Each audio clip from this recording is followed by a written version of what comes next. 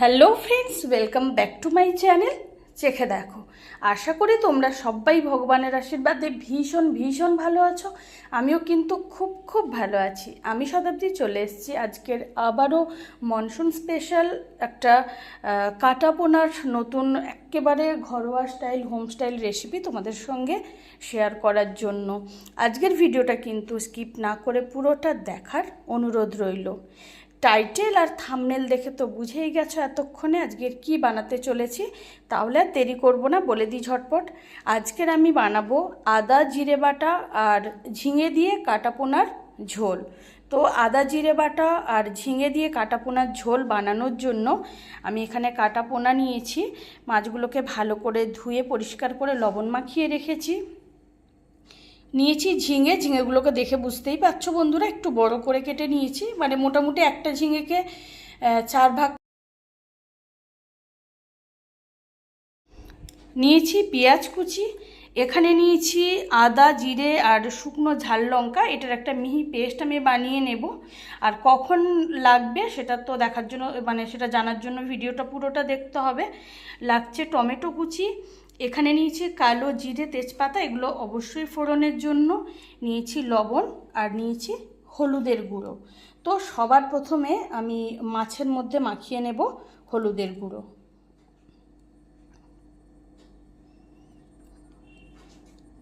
খুব ভালো করে হলুদের গুঁড়োটা মাছের মধ্যে মাখিয়ে নেব। আর আজকের যে রেসিপিটা আমি তোমাদের সঙ্গে শেয়ার করছি, এটা কিন্তু বর্ষাকালের একটা একদম কি বলবো আদর্শ রেসিপি।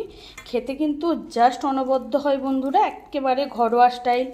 আর বর্ষাকালে যেভাবে কাটাপোনার ঝোল আমি বাড়িতে বানাই, একেবারে সেই রেসিপিটাই আমি তোমাদের সঙ্গে শেয়ার করে নিচ্ছি। তো মাছের মধ্যে হলুদের গুঁড়োটা মাখানো হয়ে গেছে, তাহলে এখন আর দেরি করব না বন্ধু। তো বন্ধুরা আছে কড়াই বসিয়ে দিয়েছি।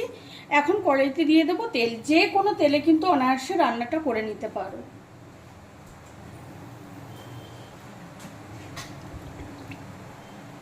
সবার প্রথমে তেলটাকে খুব ভালো মতো ধোঁয়া ওঠা গরম করে নিতে হবে।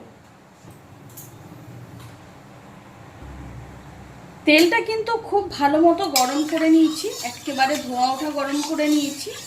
এখন লবণ আর হলুদ মাখানো কাটাপোনা মাছগুলোকে তেলের মধ্যে দিয়ে দেব।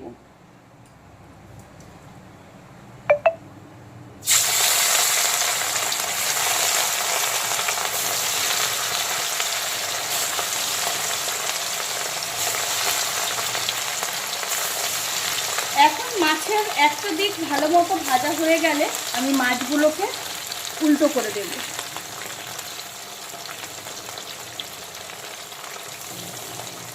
তো পোনা মাছের একটা দিক কিন্তু ভালো মতো ভেজে নিয়েছি, আমি মাছগুলোকে এখন উল্টো করে দেব।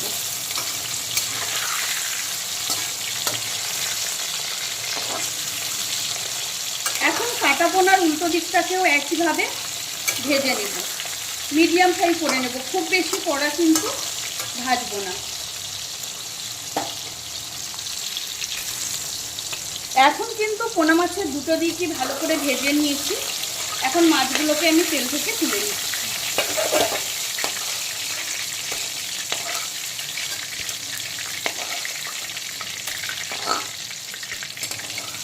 আর পোনা মাছের বাকি লবণ হলুদ মাখানো পিসগুলোকেও একইভাবে ভেজে তুলে নেব।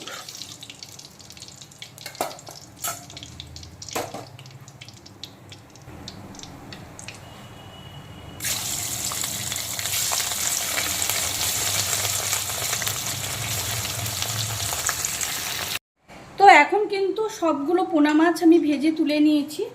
এখন এই মাছ ভাজা তেলেই দিয়ে দিচ্ছি কালো জিরে আর তেজপাতা ফোড়ন।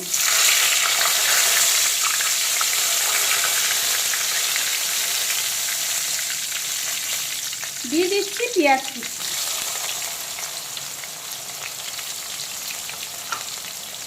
আর সেই সঙ্গে দিয়ে দিচ্ছি টমেটো কুচি। দিয়ে দিচ্ছি স্বাদ মতো লবণ। এখন বেশ কিছুক্ষণ সময় নিয়ে টমেটো আর পেঁয়াজ কুচিটাকে ভালো করে ভেজে নেব। হালকা বাদামি কালার করে পেঁয়াজটাকে ভেজে নেব। আর টমেটোটাকে কিন্তু মানে টমেটো কুচিগুলোকে খুব ভালো করে ভেজে নেব। যতক্ষণে পেঁয়াজ আর টমেটোটা ভাজা হচ্ছে তার মাঝখানে আমি আদা, জিরে, শুকনো লঙ্কা আর তার সঙ্গে অবশ্যই হলুদের গুঁড়ো দিয়ে দিয়েছি। কারণ আমি তোমাদেরকে প্রত্যেকটা ভিডিওতে বলি যে হলুদের গুঁড়োটা দিলে জিরের পাউডার মানে জিরের যে পেস্ট সেটা কিন্তু আরও সুন্দর মিহি হয়ে যায়, একেবারে চন্দনের মতো হয়ে যায়।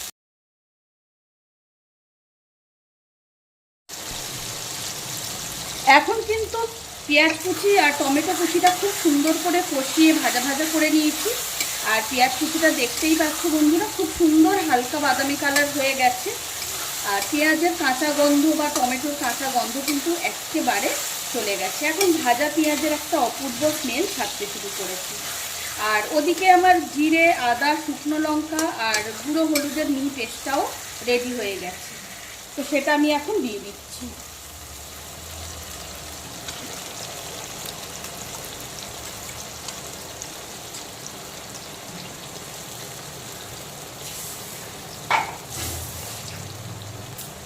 এখন আবারও বেশ কিছুক্ষণ সময় নিয়ে পুরো মশলাটাকে কষিয়ে একেবারে ভাজা ভাজা করে নিতে হবে, মশলার চারদিক থেকে তেল ছাড়া পর্যন্ত আর মশলার থেকে সমস্ত কাঁচা গন্ধ চলে যাওয়া পর্যন্ত।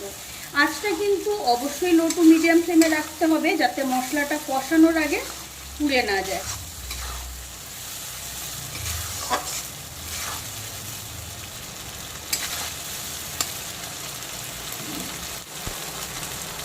এখন প্রায় 1.5 থেকে 2 মিনিট সময় নিয়ে মশলাটাকে একটু কষিয়ে নিলাম।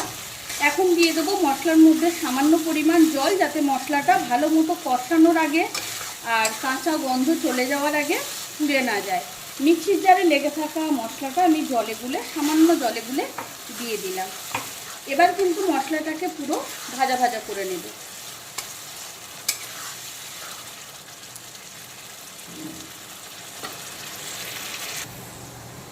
এখন কিন্তু প্রায় 5-7 মিনিট সময় নিয়ে পুরো মশলাটাকে কষিয়ে একেবারে ভাজা ভাজা করে নিয়েছি। আর দেখতেই পাচ্ছ বন্ধুরা, মশলার চারদিক থেকে তেল ছেড়ে গেছে আর মশলার থেকে কিন্তু সমস্ত কাঁচা গন্ধ একেবারে চলে গেছে। এখন অপূর্ব একটা স্মেল কিন্তু ছাড়তে শুরু করেছে। তো এখন আমি কষানো মশলার মধ্যে দিয়ে দেব কেটে রাখা ঝিঙে। ঝিঙেগুলোকে একটুখানি মশলার সঙ্গে কষিয়ে নেব হালকা করে। আর এক্ষেত্রে বলে রাখি, ঝিঙেটা যদি তোমরা মানে ডাইরেক্ট ঝোলে দিয়ে দিতে চাও তাতেও খুব একটা প্রবলেম হয় না, কিন্তু একটু কষিয়ে নেওয়াই ভালো। তাতে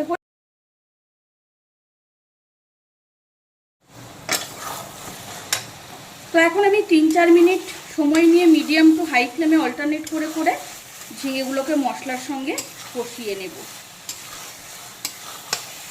আর যদিও এটা মনসুন স্পেশাল রেসিপি, তাও বর্ষাকালটা কিন্তু একটু গুমোট ভাব ভীষণভাবে কাজ করে, সেক্ষেত্রে তরকারি কিন্তু নষ্ট হয়ে যাওয়ার চান্স থাকে, যে কারণে কিন্তু মশলা বা সবজি সব কিছু খুব ভালো মতো কষিয়ে নেওয়াটা ভালো।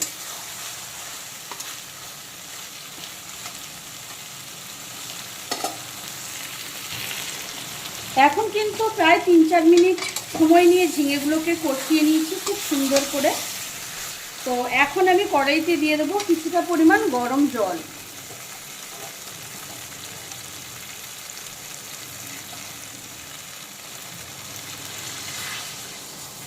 যেহেতু ঝোল বানাচ্ছি, আদা জিরে বাটা আর ঝিঙে দিয়ে যেহেতু কাটাপোনার ঝোল বানাচ্ছি, সেক্ষেত্রে জলের পরিমাণটা তোমরা একটু বুঝে শুনে দিও। তোমরা কতটা পরিমাণ মানে ঝোল যেরকম পছন্দ করো সেটা বুঝেই কিন্তু জলের পরিমাণটা তোমাদেরকে দিতে হবে।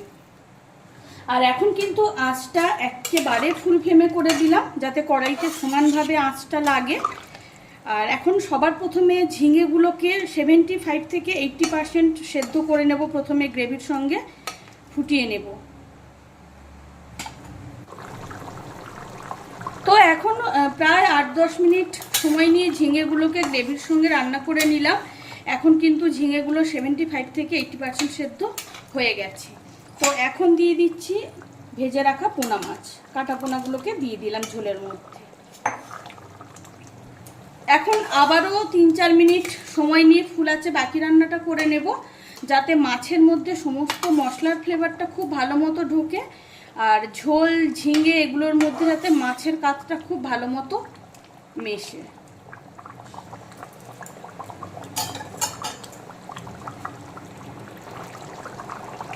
এখন আবারও প্রায় 3-4 মিনিট সময় নিয়ে ভেজে রাখা কাটাপোনাগুলোকে দেওয়ার পরে রান্না করে নিলাম বাকি রান্নাটা। এখন কিন্তু ঝিঙেগুলো খুব সুন্দরভাবে সেদ্ধ হয়ে গেছে। আর ঝোলটা দেখতেই পাচ্ছ, এইটুকু ঝোল কিন্তু রাখতেই হবে। আর যেহেতু ঝোল বানাচ্ছি সেক্ষেত্রে ঝোলটা কিন্তু রাখতেই হবে। আর আমার আজকের রান্নাটা কিন্তু একেবারে কমপ্লিট। আদা জিরে বাটা আর ঝিঙে দিয়ে কাটাপোনার ঝোল একেবারে রেডি। আজটা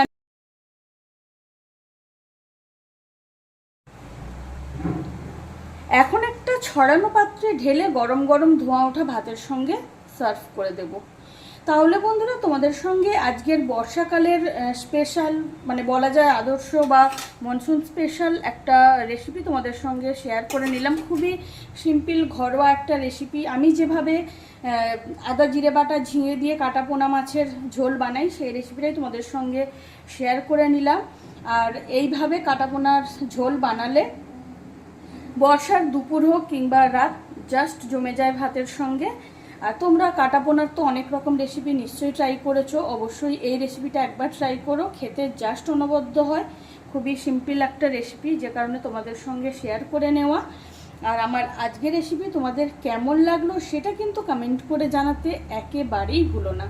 আমার আজকের রেসিপি যদি তোমাদের ভালো লেগে থাকে তাহলে অবশ্যই লাইক কমেন্ট শেয়ার করো, চ্যানেলটিকে সাবস্ক্রাইব করে দিও আরও অনেক অনেক নতুন নতুন ভালো ভালো রান্নার রেসিপি পেতে। কাটাপোনার বা ঝিঙের আবারও কোনো নতুন স্বাদের নতুন রেসিপি নিশ্চয়ই খুব তাড়াতাড়ি